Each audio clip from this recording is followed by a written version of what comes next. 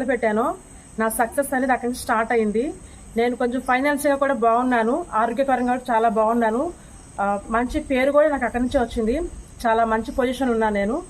నాతో పాటు మంచి మార్గంలో వెళ్ళాలని చెప్పి నేను విశ్వ కళ్యాణం చేయడానికి పదే పదే కలవరిస్తూ ఉంటాను. నేను ఏదైతే జన్మ తీసుకున్నానో అంటే నేను ఇక్కడ ఎంజాయ్ చేయడానికి ఎలా వచ్చాను, తినడానికి తిరగడానికి అన్ని విధాలుగా ఎట్లా ఉన్నానో సమాజానికి అంతే ఇవ్వాలి. ఏంటంటే అది మన పత్రిజీ సార్ గారు ఎంతమందిని మాస్టర్స్ చేశారో, కోట్ల మందిని, లక్ష మందిని చేశారు మాస్టర్స్. అంత కాకపోయినా నేను కొంతవరకైనా వేళ్లల్లో అయినా సరే శాఖాహారులుగా చేయాలి, శ్వాస మీద ధ్యానం అనేది పరిచయం చేయాలి, విశ్వ కళ్యాణం చేపించాలి. మనం ఎంత సంపాదించుకున్నామో ఎంత తిన్నామనేది కాకుండా మన సంపాదనలో 10% తీసి సంపాదన లోక కళ్యాణం చేయాలి. దాంట్లో ఒక భాగమే ఈ మన సంపాదనలో 10% అనేది.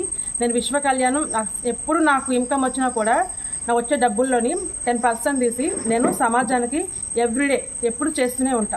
ఎంత వస్తే అంత, 100 వస్తే 10 రూపాయలు ఇస్తాను, 1000 వస్తే 100 రూపాయలు ఇస్తాను, 10,000 వస్తే 1000 రూపాయలు ఇస్తాను, 1,00,000 వస్తే 10,000 ఇస్తాను.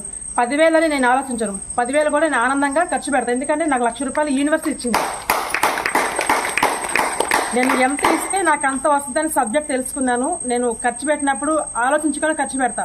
ఈ రూపాయి ఈరోజు వెళ్తుందని కూడా ఆలోచించను. ఇది ఎంత వెళ్తేనే నాకు